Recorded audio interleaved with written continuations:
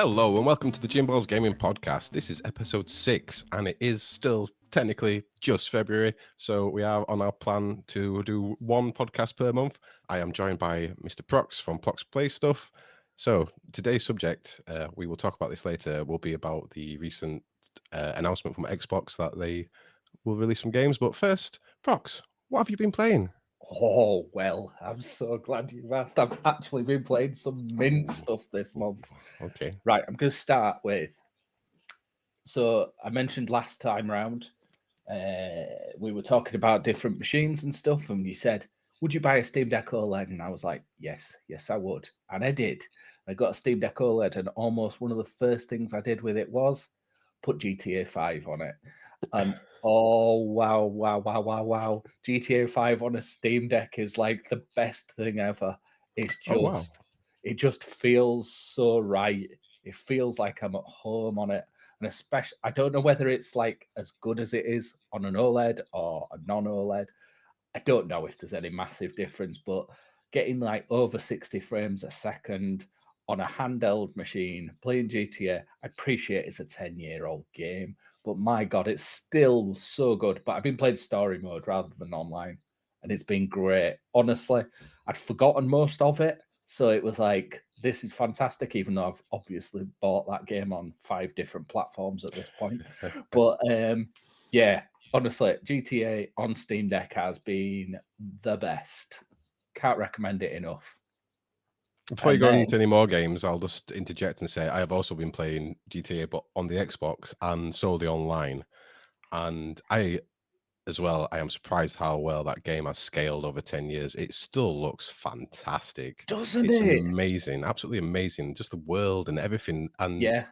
um, on the Xbox version, not the PC version, so you won't get it on the handheld, is they've now introduced animals into online on the Oh, Xbox Series version. And I didn't know this at the time. I was just driving down a road and randomly hit a deer. And I'm like, whoa, what the hell?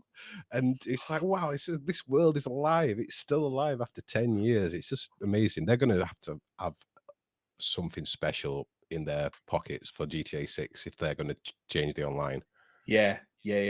So I played story mode, like I said, I definitely did it a deer, but I'm assuming that was always there, but they've just pulled them into online then. Yeah. That's so cool. I can't wait for 6. I think that's what spurred me, seeing the trailer for 6. 2 minutes of footage is enough to send the world mad. And yeah, I can't wait for it. But honestly, 5 is still so good. So yeah, if you are one of the 3 people in the world that's not played GTA 5 yet, get on it. That's very on brand for us there, recommending a Yes. 10-year-old game. A 10-year-old game. That is, there he I'll tell is. you what, I'll flip it. I'll recommend 2 other games that have come out in the last month. Both indie games. I'm going to start with one that probably not many people have heard of. It's called News Tower. I saw it in the recent releases and I was like, that sounds interesting. And it's like a cross between Sim Tower, if you remember that off of the 90s, like where you build up a vertical tower. But it's rather than being residential, it's all about creating your own newspaper outlet in the 1930s. And a lot of the storylines are based on things that really happened in the 1930s. All right. You've got to like appease mob bosses, and you've I got saw to that try part. and... I've actually seen this game, and I did Oh, see the you mod have seen it? boss part. Yeah. I don't know why I saw it, but I thought, oh, that's really cool.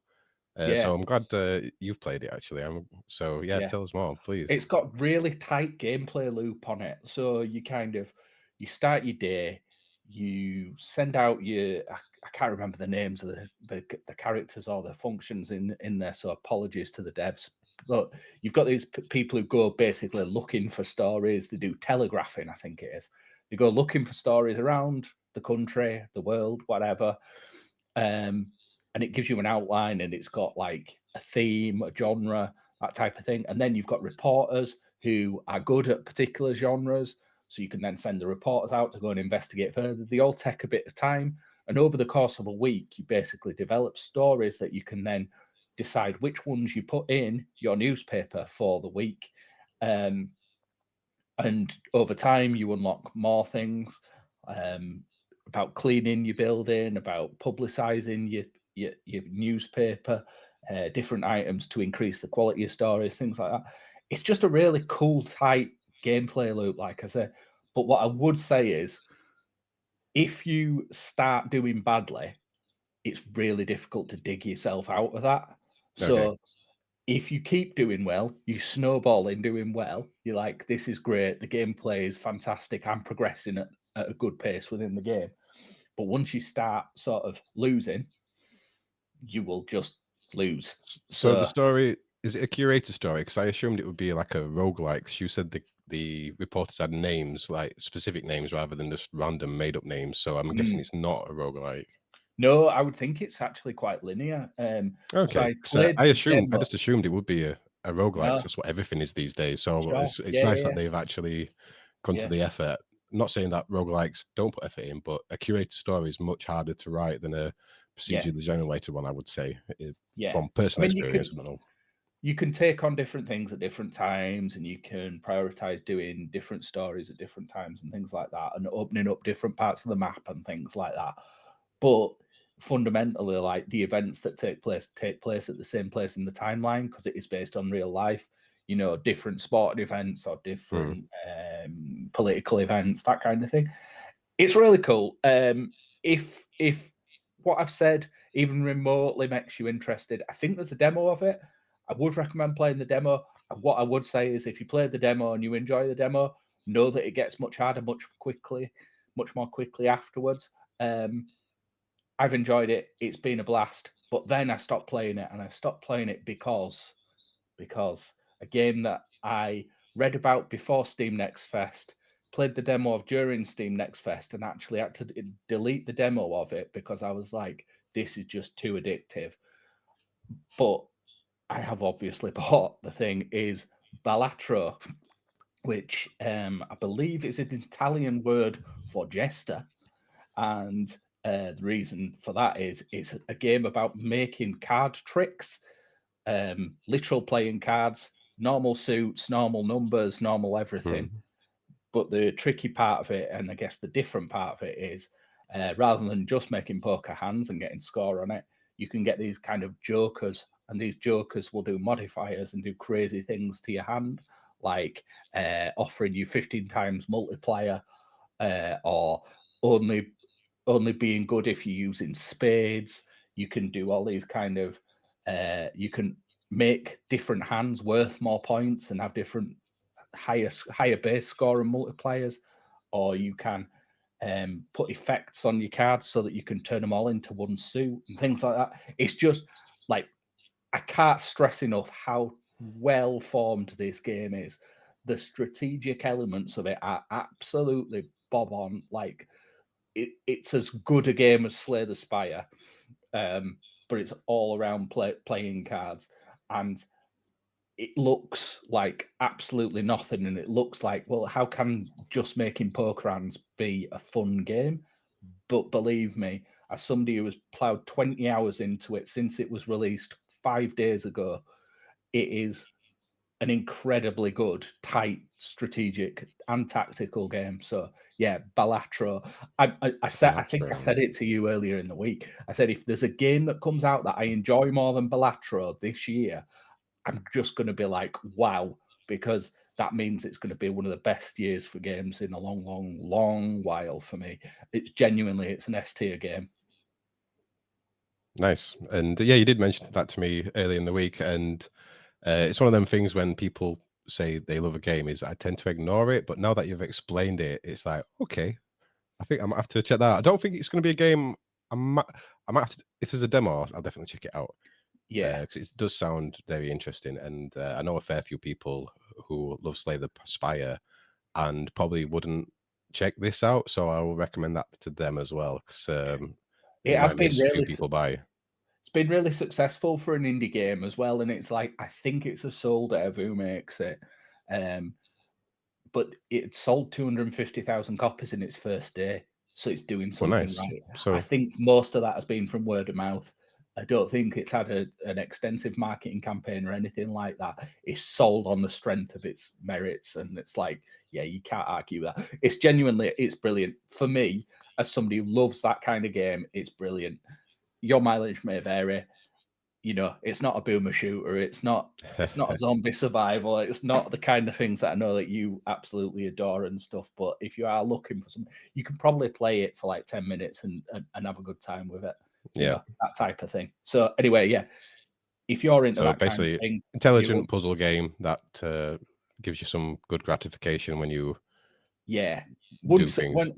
I swear, once the synergies really hit, and I hate that word, but you know, once you start getting really good jokers coupled with really good Synergize. powers on your cards, coupled with like the deck makeup that you've got, it's like, oh man, this is just amazing. I'm in a no lose situation. This is brilliant, and yeah, it feels like you're powerful and it's great. And all my life, I've been talking about Balatro for decades to come. Anyway, yeah. And both of these games you mentioned, are you playing it on the deck with a touchscreen? Because I really like using the touchscreen for like these kind of managementy games. Some don't work, some do, but a card game I would assume would be quite nice Do you to know use. what? It would work really well with touchscreen. So the demo I played was before its initial release, obviously, and it didn't have control. It only had like mapped mouse controls. Yeah. And yeah, I was using touchscreen now I think about it then. But since it's been released in its 1.0 state, it does have controller mapping, and that works fantastically well, like really very, very well. Except for you can hastily skip over a round. What I would like them to see them do is implement something like in Slay the Spire, where if it's the end of a round, rather than pressing a button and it immediately taking an action for what could be a destructive action, that you have to hold the button. That's what I'd like to see. So that's the only thing stopping me from saying Balatro is a perfect game. So there you go. But yeah, absolutely. So what have you been playing, mate? So yeah, I've been playing more Resogun weekly challenges, and I am limiting myself now just to play a couple of rounds because I got obsessed with one of the weeks every evening, just trying to get a better score. And now I'm like, no, I'll set a couple of scores and that'll be fine. So yeah, Resogun, still an awesome game 10 years later. And other than that, more Rainbow Six. It's a classic. It's a very social place to meet my friends that I don't see anymore because I live in a different country than most of my friends. And last time we spoke about this, I was playing Redfall. You were. We tried it one more time, and it's terrible. Quite honestly, it's terrible. It just couldn't. Yeah, it's once we got past that tutorial part, we thought, right, now it's going to open up and it's going to be just a good bit of fun, socializing, a bit like Dead Island was. But the gameplay is just so terrible. It's like it'll tell you to go somewhere, and one example is we got told we needed to go to a popcorn machine to steal some parts. We got there, the icon was there, we looked at it, and we just couldn't interact with it. So we spent 10 minutes trying to make it work, and it just like soft locked. And it's like, oh man, we just can't be bothered with this. So No, deleted it. done. It's gone. It's not worth the time, and it's No. such a shame because the studio, what they call Arcanum or something. Arcane, yeah. Yeah, and they made such good games in the past, and they've taken out this, and it's like, oh man, I just feel so bad for them, to be honest. That is just so bad. A lot of work must have gone into that. So Yeah. hopefully, right now they're just making a Dishonored 3 or something. And Well, they're making Blade. Blade, They're making Blade, yeah, doing the old the vampire as in the Blade. vampire. Oh, Yeah, okay. yeah. Hopefully, a So single hopefully player they'll story. release. I was going to say it's got to be their redemption arc, otherwise that's it. It's game over. There'll never be a Dishonored 3 in all my life, you know. Yeah. So Yeah, but other than that, I've also been I played some Next Fest demos. So I played a bit of Pacific Drive. I liked the atmosphere, but the controls were terrible. I did play them all on the deck, so that probably didn't help. What else did I play? I tried some little like cozy house building sims, but none of them worked with the deck controls or the touchscreen. So I was like, oh man, but they looked fantastic. I forgot what they're called. I might just put them on the screen here if I can be bothered. And then I randomly played Pepper Grinder, which is really cool. It's I forgot who was the developer, but it's been released by Devolver Digital. It's a 2D pixel art platformer, but the hook is that you've got a drill where you bore into the ground, like Dig Dug style, but in any direction, and it's very spoilers for the Chinballs video. I described it as not a precision platformer, but a dexterity platformer. I don't think anyone's used that term before, but that is the best way I can describe it, because it's all about, it's not about precision, it's about just being able to move and use the analog stick with that and use your flow that we always momentum, I talk about. guess. Yeah, and I think that's such a Flow. unique thing in platformers these days, to have some other hook than just jumping and boosting and double jumping. So it's something different, and they've implemented it well. And there's so much things happening in the background. You can tell they've put a lot of budget into making this thing not just play good but look good. There's just like characters walking in the background, like, and yet some enemies and some things Yeah. like fly about and things. It's like, oh, that's really cool that they've put this much effort into this kind of game. And that's probably Devolver Digital's saying it, just when it's finished, give it to us. And they've given the devs time to actually make the game they want. Whether that's true or not, I don't know. But it's a 2D platformer with a decent budget to get the devs' vision out, and I think it's going to That's be cool. one to watch. Definitely one to watch, and especially on the deck. Because I've been playing it on the deck, and it's just something you can do a level, put it down, do a level, put it down. Lovely. So yeah, I'm excited about that one. That's cool. I'll give you some more Next Fest shout outs, given I played quite a few as well. Millennia, it's a bit like Civ. I'm interested in it.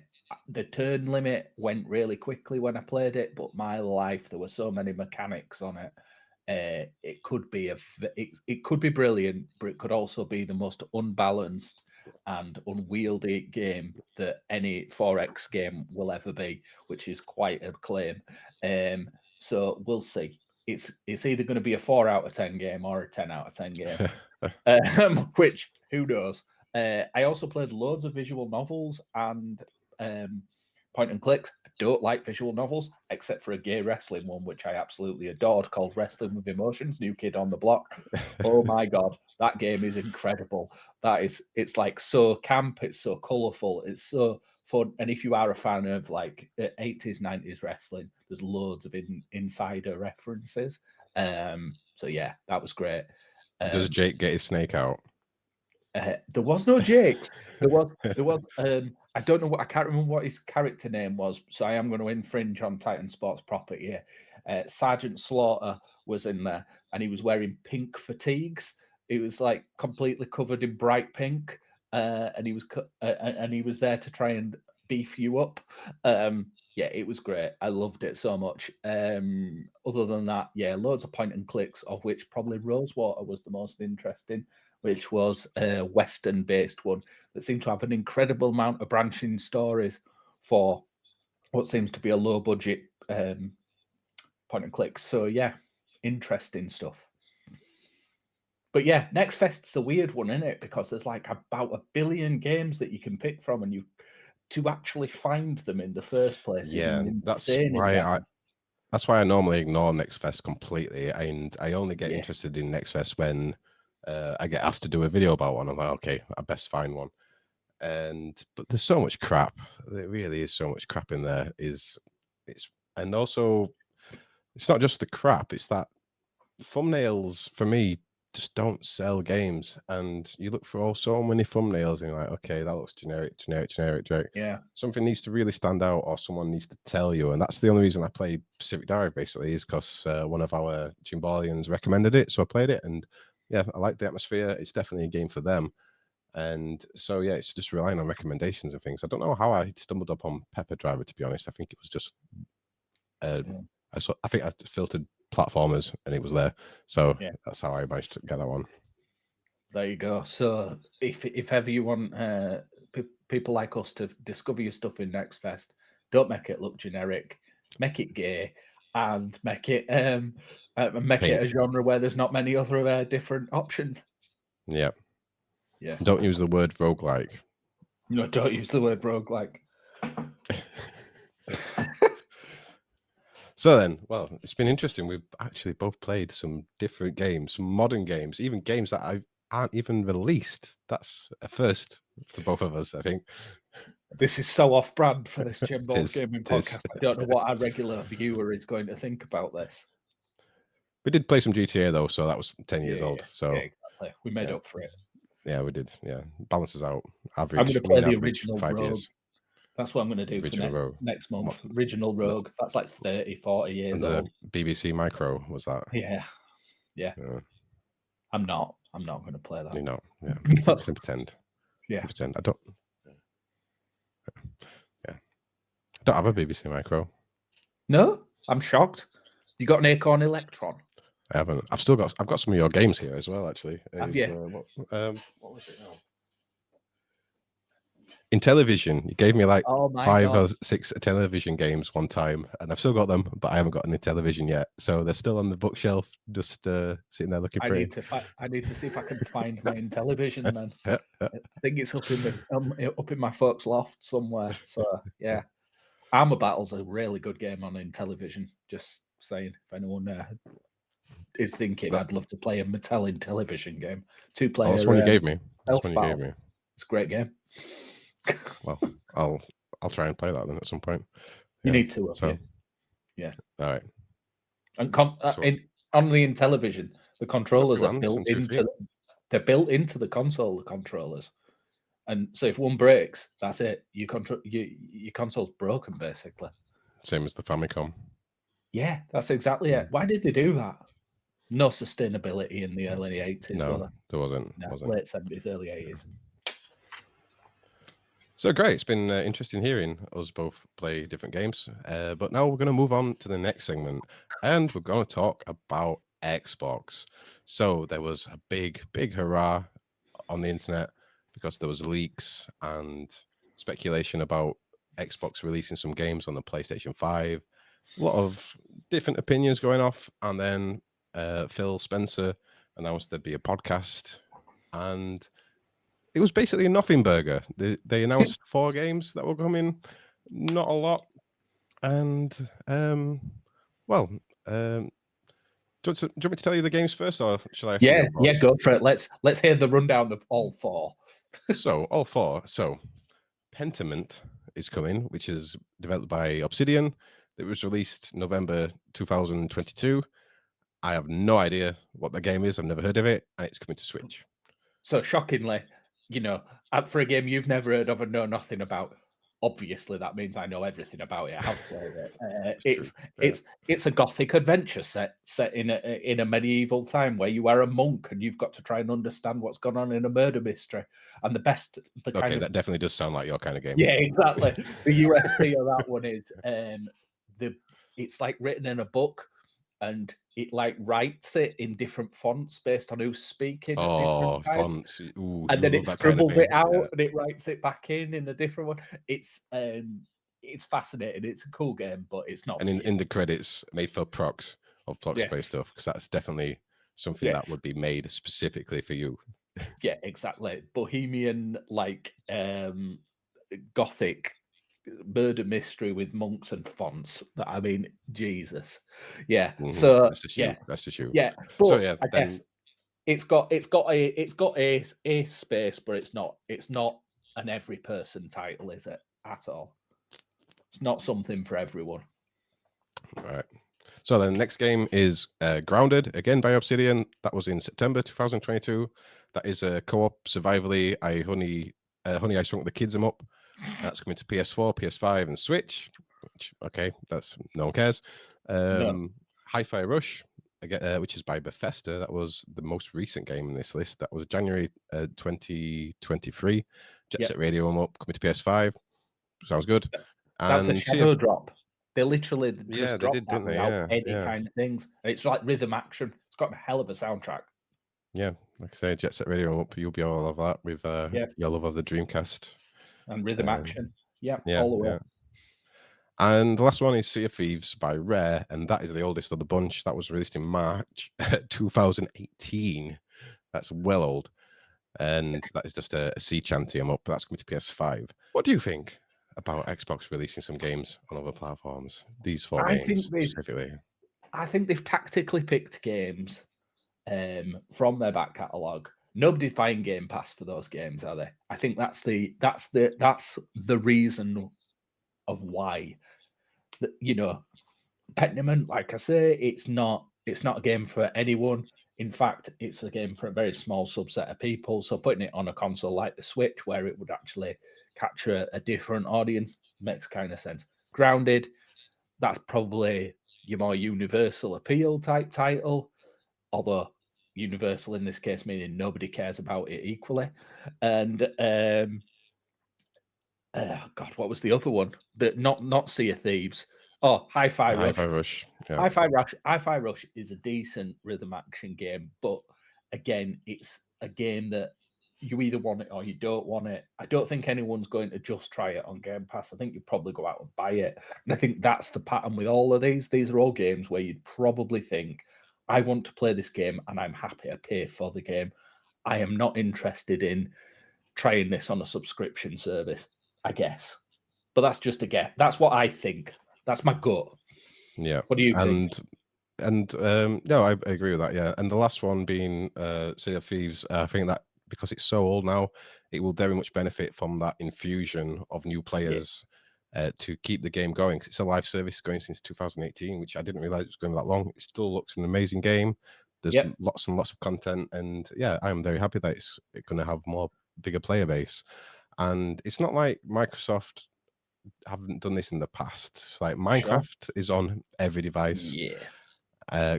Cuphead, which I don't think Microsoft owns, but it was an exclusive to Microsoft. And from what I've read on the internet, it was Microsoft's idea. They approached the developers to then release it on PS5 and first Switch and then PS5. So that was Microsoft's idea. Okay. And then they got grandfathered into a couple of games like Deathloop and Ghostwire Tokyo, Yeah. which were They bought before they Bethesda, didn't bought Bethesda. But more recently than that, I think they released Quake 2 Remaster on basically everything because they own ID Soft as well. Right. But that's the thing, Microsoft basically own everyone now, so they need to I mean, start Overwatch as well. this. Depends how far you go on this kind of stuff, doesn't it? If they own Blizzard, there's all that kind of stuff as well, isn't there? You know what? I completely didn't think about Overwatch at all in this Yeah. situation. Yeah, it's true. Yeah. Yeah. But I But think that's the thing that's got in common with all this stuff is they're all second party studios, if that's even a thing. They're that's all what I would class them actually. Yes, they're not yeah. like it's not Halo, it's not Gears of No, War. it's not Halo or Gears of War.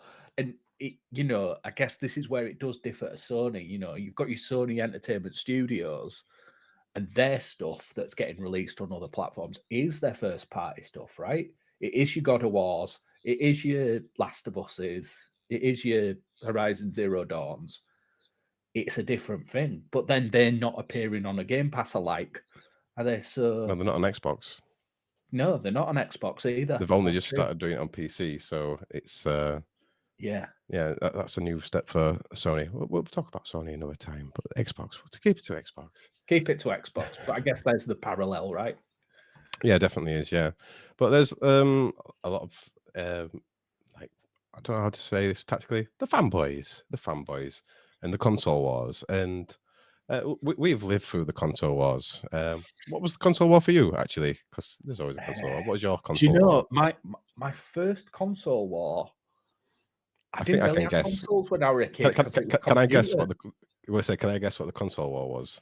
Go Was it on. C64 Yeah. versus what would Spectrum. have been the Spectrum? Spectrum. Right. That was my first war, but it wasn't. It was computers rather than consoles. I think the Yeah. first console wars were probably Mega Drive, SNES, Yeah. because I I didn't remember really have the consoles.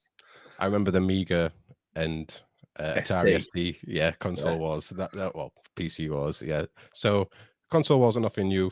Nah. Xbox versus PlayStation. They've always been like this. It's just a nice marketing gimmick, right? It's not really Yeah. a thing. So it's Competition means that both sides sell more.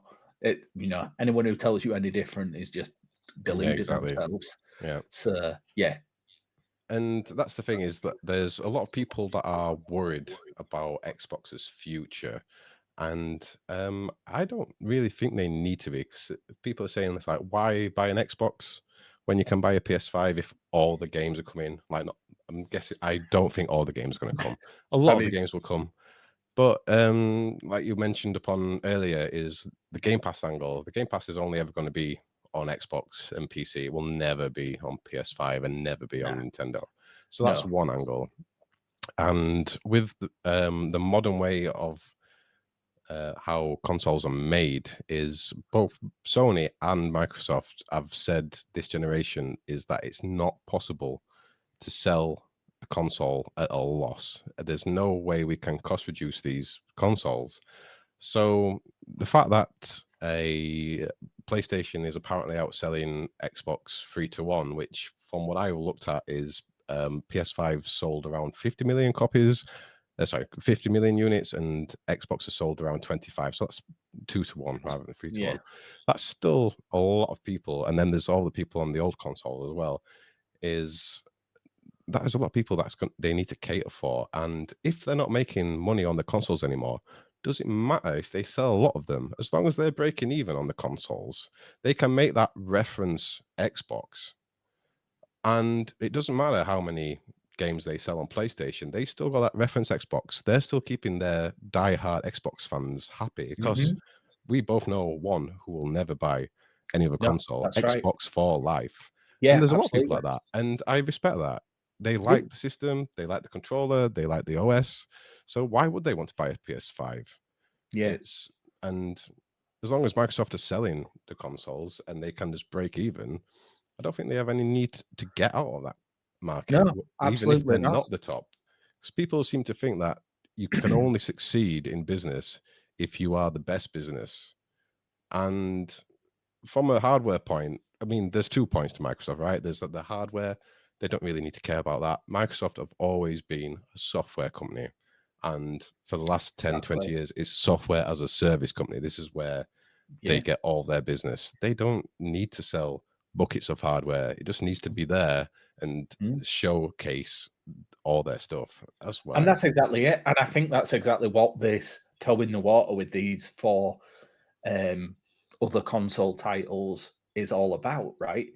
I don't like I say none of them are Game Pass shifters, none of them are system shifters. They are individual slices of entertainment that people will pay money for. If they want them, they'll pay money for them, and they are absolutely trialing. Is this another revenue stream that's worth our while? You know, for the smallest amount of effort, they've already done a lot of cross platform architecture stuff by making things work on all those different PC configs, right? So it's not new to Microsoft now to try and create their software to run on multiple environments. So extending that out for different hardware configs that are fixed makes sense for them. So they would try it. The exception to it that I think is the most interesting one is Sea of Thieves.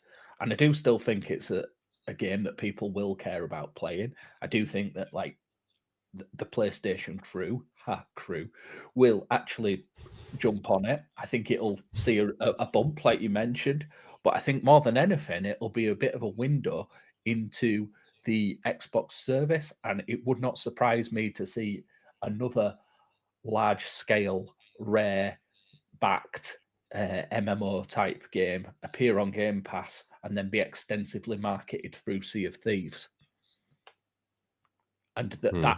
that's their window in. That's potentially what they're trying to do with that one is get some players who are more casual on your Sony and aren't really bothered about the first party stuff. Just play FIFA or just play other multi-platform titles, Call of Duty or whatever, and for whom they now see Sea of Thieves as being the same thing. And but this new one's only on Xbox, so maybe I'll get that one instead. Just Mm, speculation, of course. yeah. Yeah. That might be a thing that happens, but I don't think that's going to be the main target for Microsoft. Different opinion Yeah. is well, they now own Activision Blizzard, which 70 billion dollar company. They can't make any money just selling on Xbox with that, No, they and I can't. think they know that, and they've sort of kept the festa to themselves so far with Starfield, which they've said it's not coming to PlayStation, and I think that's a mistake. I think then maybe we need to talk about like how we think that Xbox should segregate this, because I think that they should continue releasing Bethesda games universally. Same with Agree. Activision Blizzard stuff. Yeah. And really, the only things that they should be keeping for themselves are things that are historically sort of Xbox, essentially, Yeah. like your Halos, your Gears of War, your Forza, and there's probably some others as Yes. well, which I can't think of. And everything else, I think, is probably fair game, even if it's timed exclusive, even if it's coming to Game Pass on day one, in the subscription and then releasing on PlayStation for €70, Yeah. Yeah. which probably again actually is going to feed into your things like, why am I paying €70 for this when I can just buy an Xbox and get When I Game could go Pass? pay for a Yeah. month for Game It's like, Pass. hang on a minute, I want to buy these 5 new games, but Xbox Series S and Game Pass costs less than that. Yeah. Yeah. So who It'll knows? be something like Who that. You know knows? what I mean? I think they are trying just different tactics now to Yeah. get money. I think what you're saying there is right. They're not necessarily looking to get everyone on their systems or their infrastructure. What they are trying to do is get more people with eyeballs on their stuff and paying them some money for that privilege, however that might be, right? Yeah. Yeah. And as we both know, Xbox have got a long history, 'cause it's Microsoft, obviously, of releasing games on PC. And Yeah, as you said, that PlayStation are now doing that, and that's just a sign of times, right? Is yeah, there was a time when games took maybe, well, months, maximum a year to make a game, whereas now to make a AAA game, you're talking minimum 5-6 years, that's right. right? It's a lot of investment. It's hundreds, if not thousands, of people making these games. It's like That's it. when GTA 6 comes out, like you say, is like when we complete that game, how long are those credits going to be rolling, mate? Yeah, It's yeah, yeah, yeah. it's just going to be so many people. It's not economically viable just to release on your small console, and PlayStation realize that now. I mean, they've sold 117 million PlayStation 4s, 50 million PlayStation 5s, but that untapped potential of the PC market is huge. Like, I think we spoke last week about Steam having, was it 100 million unique users per Something month? like, wasn't it? Yeah. That's more than Xbox and PlayStation could ever imagine, and that's just one storefront on PC, which obviously is Yeah. the biggest storefront. But I think that they need to now start cashing in on that. I Yeah. don't think we'll ever see PlayStation games coming to Xbox. Maybe in, a long time in the future, but Yeah. I don't But think it would you makes have sense for ever thought PlayStation. would you have ever thought you'd have seen Sega games on Nintendo? Or would you have Mm, ever thought you'd have seen Sonic games released as day yeah. one on Well, Nintendo only, or in Nintendo games? could you see any Nintendo games on any other platforms? I think that's yeah, I think no, I think I can't see. But then what's this? What's this? Oh, what is Uh, uh, this? That's that's Donkey Kong on an yeah, but Atari. and the Atari, yeah. Yeah. Yeah. So they had form. They released Donkey Kong on the Atari They 2600 were and on the Atari they were XL. slightly less of a market leader in 1983 Yeah, when yeah, Donkey Kong yeah. came out on Atari, though. Okay, I'll give I you don't that. know if it was 1983, but I think it was. Yeah, but will 83, 83. in fairness, Mario has appeared on 3DO and CDI, hasn't it? So Nobody Nobody no, wants to remember those. Nintendo no, don't, and we definitely don't. no, Just no. no. Let's just move on. Move on. Yeah. But now, would a modern Mario game ever be sold on another platform? I'll never say never. That's all I'd I'll say. never say never, but I highly doubt it, because Yeah. Nintendo are very protective about their property, and also I would dare say that they value their property more than anyone else. Yes. How many Agreed. times does Nintendo have a sale on their games? Yeah. Not Very often. rarely. They're still How many? selling, they're So, still sorry. selling the back catalog. Yeah, but like if you look at the prices for Mario Odyssey or something that released with the system, still Yeah. selling for the same price. When Call of Duty comes out, literally in a month or less, it's 33% off. Yeah. And that's what every game is on PlayStation, Xbox, any publisher, they just devalue themselves so quickly yeah, just to get that quick payday. Nintendo don't care about that. They're about the long wait. They yeah, tend to only release 1 or 2 games of the same sort of type. I mean, it's very rare they do that, but they did it with Modern Zelda, both on Switch. But they value and respect their own property, so yeah. I wouldn't see them And coming out on other systems. I think they value system sales heavily as well. I don't think Nintendo will ever be truly comfortable moving away from a model where they don't sell hardware more than any other manufacturer, you know, Mm. because they do, and they make them to be sold in that way, right? It's kind of interesting there as well. I know it's just going off on a little tangent now, but you mentioned Mario Odyssey there and just gloss past it as being a system launcher and all that kind of stuff. That's older than Sea of Thieves. We don't True, true. consider Yeah, we don't and it's consider still that to be an yeah. old game, No, it's except still it selling is. for €70, It's right? still a So current game, yeah, exactly. Still a yeah, top yeah, what yeah. game, and it's still an amazing game. So yeah. Still haven't played it. All my life. Come on, I mate. don't know Best 3D Mario Marios, game. do I? I only like 2D Marios. Oh, I but mean, you've got to sorry, make an exception. don't look, mate. Sorry. Yeah, exactly. That's it's still it's coming off at wall a bit there. No, It is. Yeah. Yeah. What else we talk about? I know we lost its train of thought there a bit, didn't we? Did a bit. Mhm. So then, now that Microsoft are sort of treading the water, as you say, into other territories, how would you think about there's rumors of an Xbox handheld, and I'm not sure about this. It's like if they're making a handheld, all they really need to do is release a better version of Windows, and then all the handhelds would have it, not just their own. Fascinating. Yeah. But you could make a really, really lightweight, thin client type pen handheld, sell it for less than the price of a Switch that only accesses Game Pass content, even Mm, on the streaming only side of things.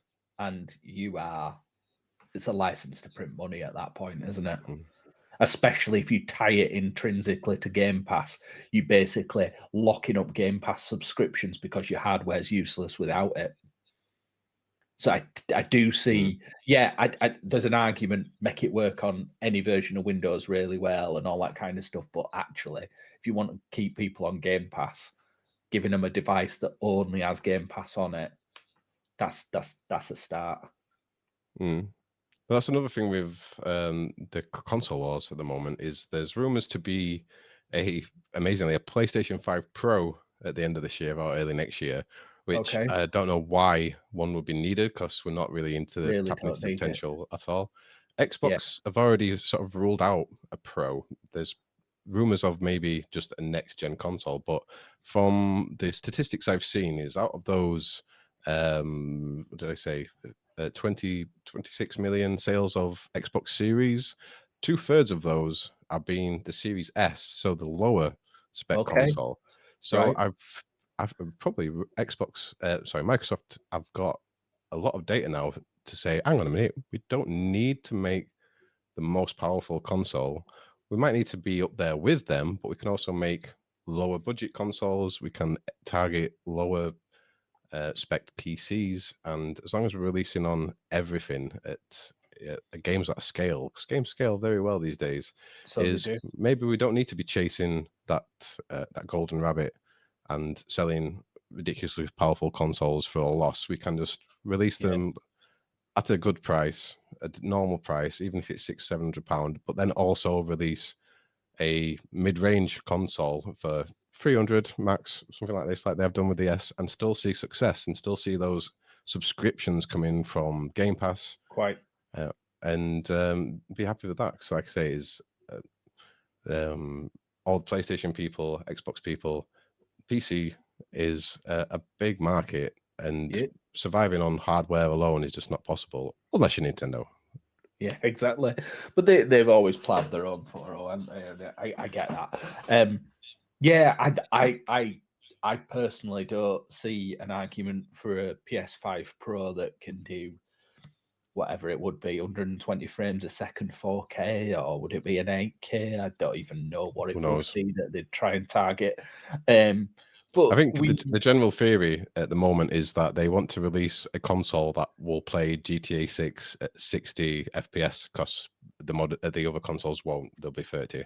So that is the oh wow, general sort of theory, is that they want to be the okay. only console that can actually play GTA 6 and have GTA 6 as the system seller for it. But so because it will be Well, they literally will the only sell a thing other than fortune higher. then, won't They probably would if they did that. That would be that they? would pull one off, really, wouldn't it? But Yeah, that's the only thing. especially especially if they don't release that on PC at the same time, Oh yeah, they which won't. Nice Rockstar, they won't. they won't do it exactly. No, So, too scared of which hackers. Hackers, this is your fault that we don't get yeah, you GTA don't get on the next PC thing. straight away. Yeah, exactly. I'm not Because if it joking. was I'm on joking. PC straight away, there'd be a lot more machines capable of running it at 60 frames a second.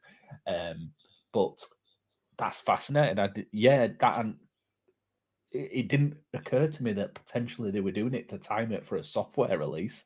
But yeah, That is the theory that's I've seen. I'm like, actually, that makes fair. sense. It really does. If Yeah, it's the only console that can play GTA 6 at 60 yeah, frames a second, then that will yeah. sell like You'll get a hotcakes. boatload. I was thinking that, and I'm sure you can. There are people that we can both have in our mind's eye of people who we consider they'll just buy any new system, whether they need it or want it or really know why they're buying it, but it's new and they like the new. And there's plenty of people like that who will do that on every new system. We've got shared acquaintances, I'm sure, that we could think of that fit in that, and um, there'll always be those people, and there'll always be those people for whom it's like, well, that's the most expensive one, so I'm buying it. But that's not why you develop a new system, is it? You don't make enough off those people to do it. I mean, how much are they going to have to charge for something that targets 4K 60 frames a second of GTA 6 or 120 frames a second in whatever? You know, for equivalent, it'll be like a 4000 series Nvidia, won't it? So, Yeah, yeah. you're talking a And $600 pound euro GPU at least, aren't you? yeah, and I didn't see what the sales split was between like PlayStation 4 Pro and Xbox One X were, but I can't imagine that they were massive. So, Mm, and also, I think also the Pro consoles of last generation sort of were a detriment to the new one because yeah. when you because that's what internet places did, YouTube and things, were comparing the X with the new X and the PlayStation 4 Pro with the Mm. PlayStation 5, and that difference didn't seem like a Incremental, big right? jump. Yeah. Yeah. Yeah, it just was an incremental sort of step, so it wasn't really exciting. But if you'd have taken that from base PS4 to PS5, that is a big jump. Same with the Xbox. And I think that's probably one of the reasons why Microsoft aren't looking to do that. They saw how poor the Yeah. sales were with these pro consoles. I'm assuming that they were poor. And thought it's not worth it because it's going to take away our future sales. And I don't think PlayStation have really thought that through. Unless, like I say, is that they're going to pull a blinder with the release of GTA 6, because that would be Do you something know what? special, probably. Do you know what? I realise now that I bought my PS4 Pro when Red Dead 2 came out because on Hmm. my original PS4, it was chugging like an absolute Oh, really? monster. Okay. So And that's it. they're gonna sell it to you. Right. They are absolutely gonna sell it to me. Um, I already know that I need to buy another PS5 for when GTA 6 comes out. So if they're gonna do me a Pro, I will absolutely buy a Pro. That's no question.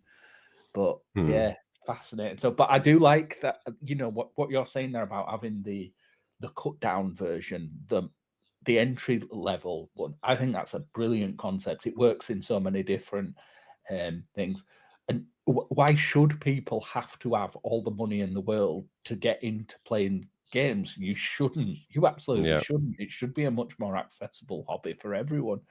Um, and like um, that idea of an S, you're not really having a lesser experience unless nobody sits there very few people sit there counting the pixels on their screens and going, "Oh my, this is so much better because I can have 4K resolution over 720 even." I think for most people they don't really care.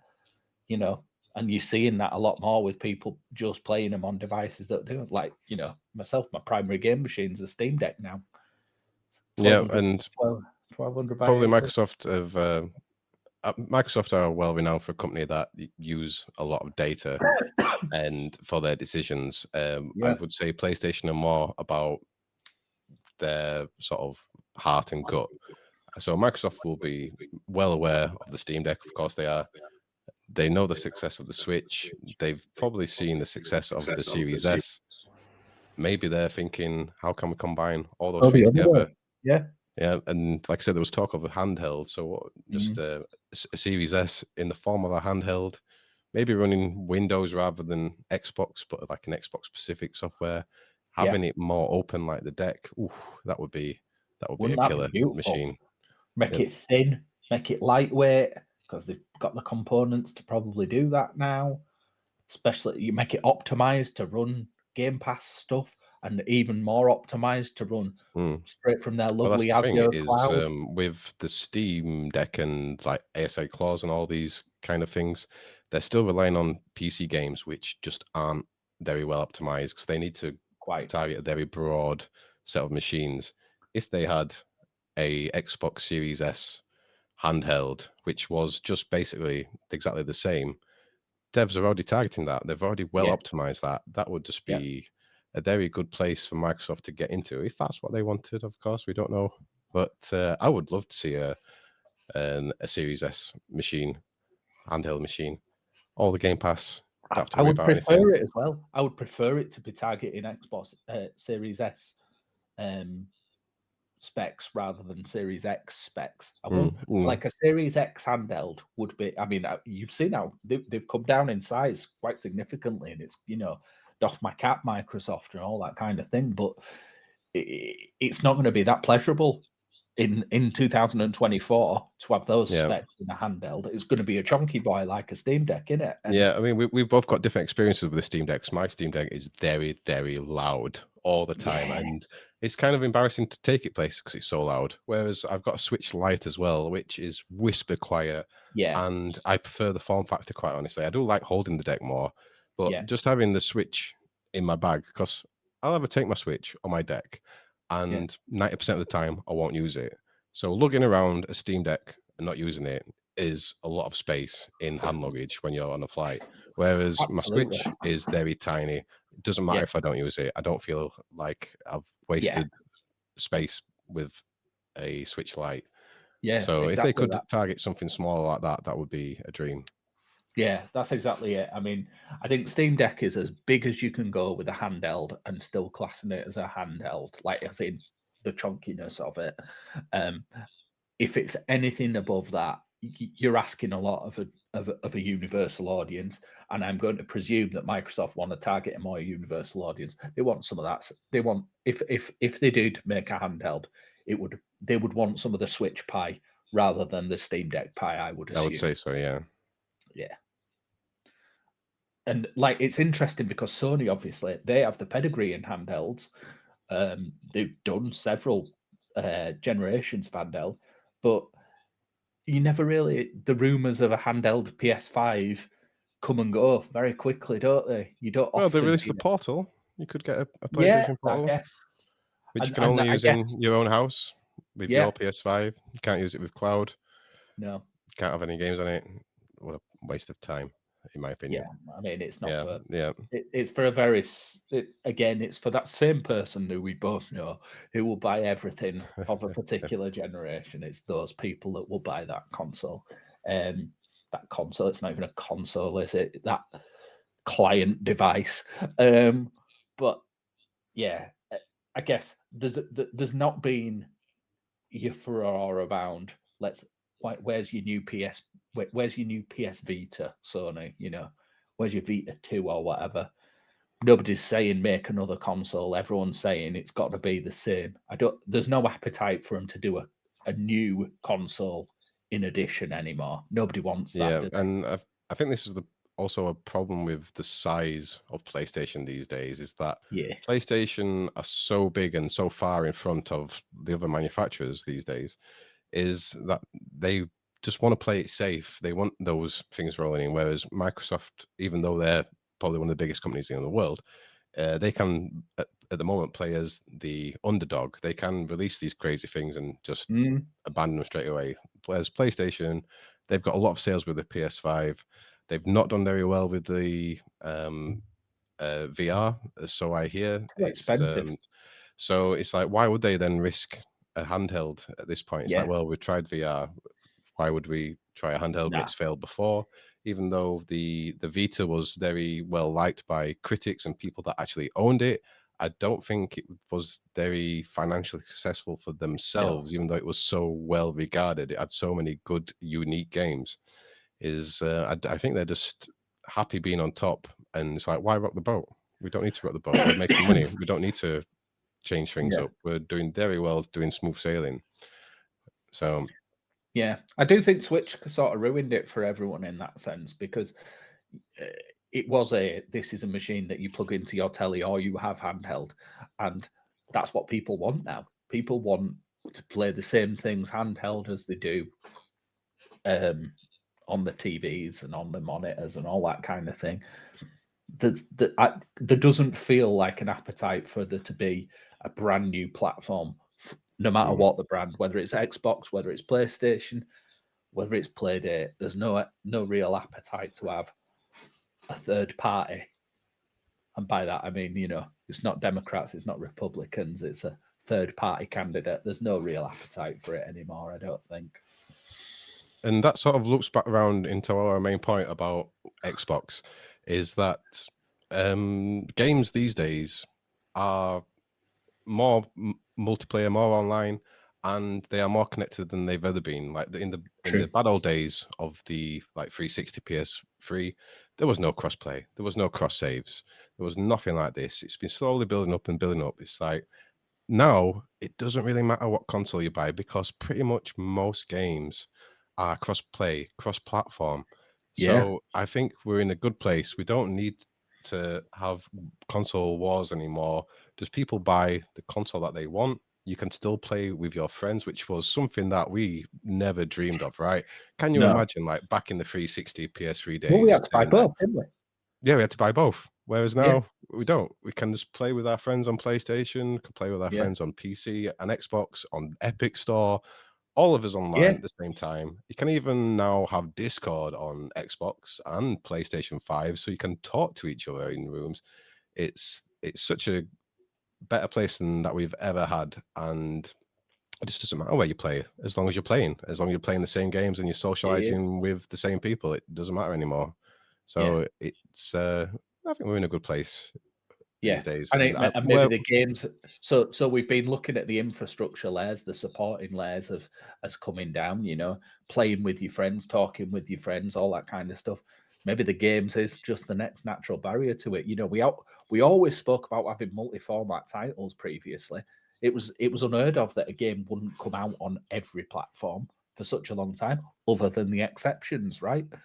And yeah, maybe it is time. Maybe it's time to liberalize that and games appear everywhere again. And then it is just finding the form factor, the UI, the the controller, everything, the controllers. OS, It's that whether type of thing. Maybe whether that's you your want to tinker preference. about, if you want to be on PC and tinker and change the settings, then Yeah, you buy a PC.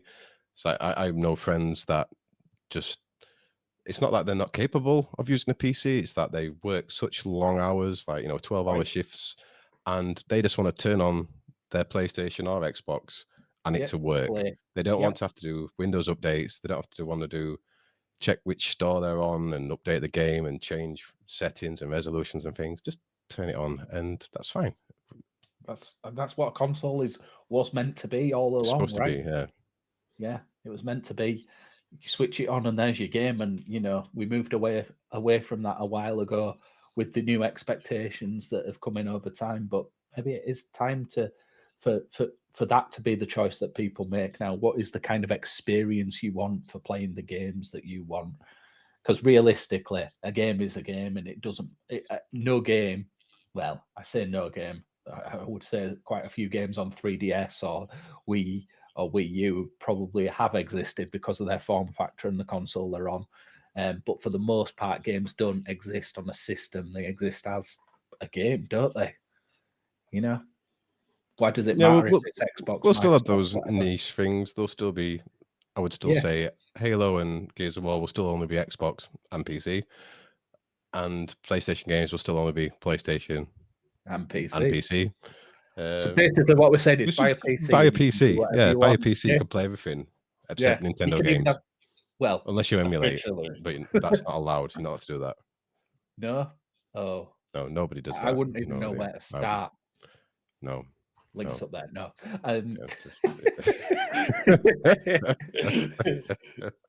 Yeah. Do you know that is actually something I've not done, and I haven't it is either. the No. Nintendo scaremongering of it all.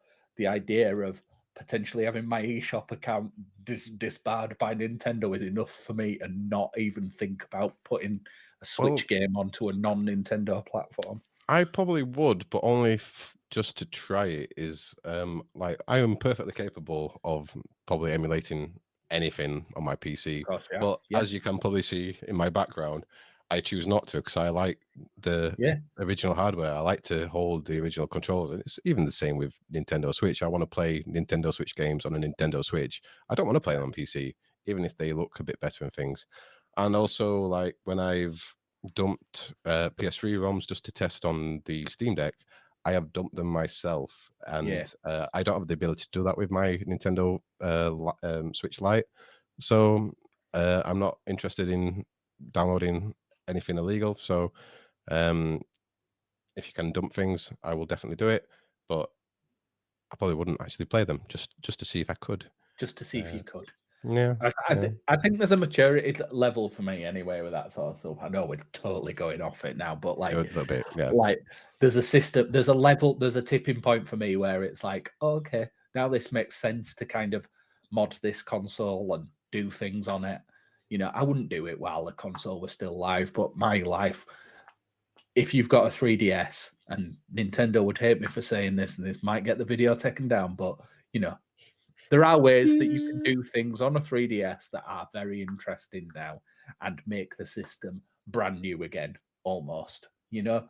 And I think that's ace. I have only just hacked my GameCube, and the widescreen mods that you can get for games are revolutionary, quite honestly. This is what I'm saying, right? It's quality of life stuff, right? I am not talking about the things that exist so you can download any title that ever existed on the platform that do exist on most platforms. But I am talking about the quality of life stuff that you can get that can make your really old system that you're never going to be buying anything for now. They open up your eyes to something brand new, and that's, for me, that's the digital preservation. I love it. Absolutely love it. And we could definitely talk at length about that, maybe in another maybe podcast. we will. And maybe we will, because I do love talking about preservation and things. And we're old school gamers, as you all know. Is we don't play modern games. We don't play retro games either. We just play games that we've forgot about for a while. Do you know what the other game I've been playing is as well? I didn't mention it in the intro. I've been playing Outrun 2006 Coast to Coast. I don't know why that doesn't surprise me, to be honest. Perfect deck game. Perfect deck game. Yeah. Was that the Dreamcast version or was that the arcade? No, it was arcade, but I think it came out on original Xbox and PS2 and on PC. The arcade version, the arcade being Outrun 2000, Outrun 2. Jesus, I cannot speak now. Outrun 2 in the arcades. The PC version is Coast to Coast. There's also an Xbox version, and it was on Xbox 360. Anyway, it's a fantastic arcade racer. It still holds up today. It's a blast. I recommend it. And again, quality of life mods that you can get for that are incredible. Can't buy it anymore though, so you must find your original discs to rip to do it. Yes, your original. Which I actually do have still. So All Not good. from the internet. No. I mean, you could get it from the internet, I guess, but Really? You can do that? The internet does that? I'm led to believe that some people are doing an archival project or something. But anyway, yeah, I've got my Like original discs. And like an anyone who wants to see organization, them, like some sort of org, like a yeah, dot archive, org, an uh, archival organization, an archive archival org. dot organization. Yeah. Okay, Led to let's believe not it. get into more trouble now. No, So anyway, I think that is enough for this podcast. It's been a good chat, and always. yeah, we will definitely be picking this up again in March. If you've made it this far in the podcast, then maybe leave some comments and some questions for next time, and we might try and answer them. So that's Let's answer for me, questions. scOp. And from me, Prox, thank you very Oh, much. yeah, catch you next time. See you later.